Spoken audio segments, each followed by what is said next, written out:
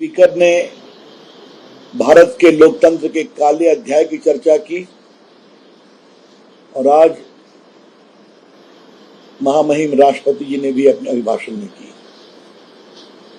सबसे घोर आश्चर्य इस बात का है कि 50 साल के बाद भी कांग्रेस पार्टी अपने इस पाप को धो रही है, जिसकी चर्चा होते ही तलखी लग जाती है।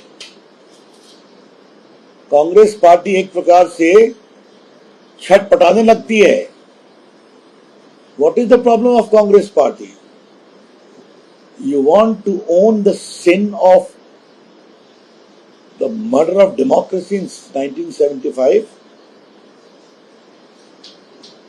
50 साल हुए हैं तो देश के लोकतंत्र के इस काले अध्याय की चर्चा क्यों नहीं की जाए? आज देश को बताना जरूरी है कि इमरजेंसी क्यों लगाई गई। इंदिरा गांधी का election petition Allahabad high court ने सुना राजनारायण की शिकायत पर और उनके रायबरेली के इलेक्शन को सेटिसाइड कर दिया। उसके खिलाफ सुप्रीम कोर्ट आई। सुप्रीम कोर्ट से उनको पूरा स्टे नहीं मिला। उसके बाद इमरजेंसी लगाई गई और इस इमरजेंसी में क्या क्या हुआ? लोकनायक जयप्रकाश नारायण गिरफ्तार हुए, अटल बिहारी वाजपेयी, लाल कृष्ण आडवाणी, नानाजी देशमुख, मधु दंडवते, लालू प्रसाद, मुलायम सिंह यादव, नीतीश कुमार, ये सभी गिरफ्तार हुए थे। रामविलास पासवान। हम लोग जेपी मूवमेंट के सिपाही थे, बहुत यंग थे हम लोग, छात्र। हम लोगों ने इसका विरोध किया था। हम लोग जेपी मूवमेंट में मीसा में पहले ही बंद हो गए थे। कुलदीप नैयर ऐसे वरिष्ठ संपादकों को गिरफ्तार किया गया था मीसा में। प्रेस पर सेंसरशिप लगाई गई थी। इंडियन एक्सप्रेस का पब्लिकेशन बंद कर दिया गया था। आप सरकार के खिलाफ एक शब्द नहीं कह सकते, लिख सकते। हजारों की संख्या में जबरन नसबंदी की गई थी। दिल्ली में तुर्कमान गेट को नेस्तानबूद कर दिया गया था। सुप्रीम कोर्ट और हाई कोर्ट के जजेस को सुपरसीड किया गया था। मनमाफिक फैसले नहीं दिए थे। और एक जस्टिस एचआर खन्ना, जिन्होंने एडीएम जबलपुर केस में यह कहा कि इमरजेंसी के बावजूद लोगों के मौलिक अधिकार निरस्त नहीं होंगे, उनको 1 महीने के लिए भी भारत का मुख्य न्यायाधीश नहीं बनने दिया गया।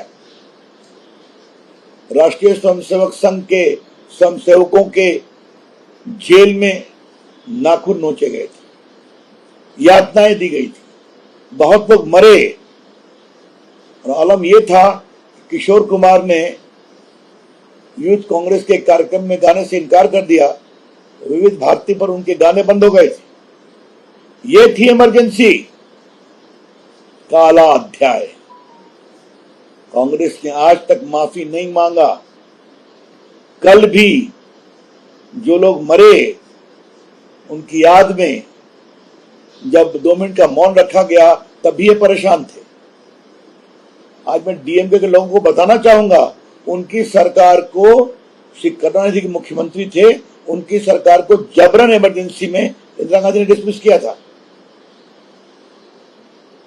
तो श्रीमान अखिलेश यादव, स्टालिन, कनिमोई, ये सभी इस बात का ध्यान रखें और तेजस्वी जी इस बात का ध्यान रखें कि उनके पिताजी जेल में बंद थे। ये कौन सी बात करते हैं? 50 साल हो गए तो क्या उस काले अध्याय पर पीड़ा व्यक्त करना भी पाप है क्या? यह है कांग्रेस का सही इतिहास। लोकतंत्र में विश्वास है, लोकतांत्रिक परंपराओं में विश्वास है। और अगर थोड़ी चर्चा भी कर दो तो इतने परेशान हो जाते हैं कि प्रोटेस्ट कर रहे हैं। राहुल गांधी ट्वीट कर रहे हैं, स्पीकर के पास जा रहे हैं, वहां प्रोटेस्ट कर रहे हैं। बिल्कुल सही काम किया है स्पीकर साहब ने, किसी पार्टी का नाम नहीं लिया, मात्र उन्होंने उस समय के काले अध्याय को लोकतंत्र से जोड़कर कहा है। महामहिम राष्ट्रपति जी ने भी बिल्कुल सही कहा। कांग्रेस पार्टी को अपने ऊपर इतना चोट लगती है उसकी चर्चा से, तो ये साफ दिखाई पड़ता है कि कांग्रेस पार्टी के इरादे नेक नहीं है। संविधान की बात करना एक छलावा है। भाजपा ने साफ साफ कहा है, मोदी जी ने कहा है, पूर्व में अटल जी ने कहा है, इमरजेंसी अब नहीं लगेगी, तब भी नहीं लगेगी, लोगों के नागरिक अधिकार का हनन नहीं होगा। और देश को यही बताना जरूरी है, जब 77 में चुनाव हुआ था तो देश की जनता ऐसा जागी कि इंदिरा गांधी रायबरेली से हार गई थी और संजय गांधी जी अमेठी से हार गए थे। उत्तर भारत में कांग्रेस पार्टी का सिर्फ एक खाता खुला था, मध्य प्रदेश में छिंदवाड़ा में, बस। तो ये देश का इतिहास है, हमें उस लोकतंत्र पर गर्व है। संविधान की कॉपी देकर छलावा न करें। हमें गर्व है कि इस देश के अंदर की ताकत ने इमरजेंसी के काले अध्याय को परास्त किया, और आज जब 50 साल पूरे हो रहे हैं तो हम गर्व से उस बात को कहेंगे और उसका स्मरण दिलाएंगे, ताकि आगे कभी ऐसा नहीं हो।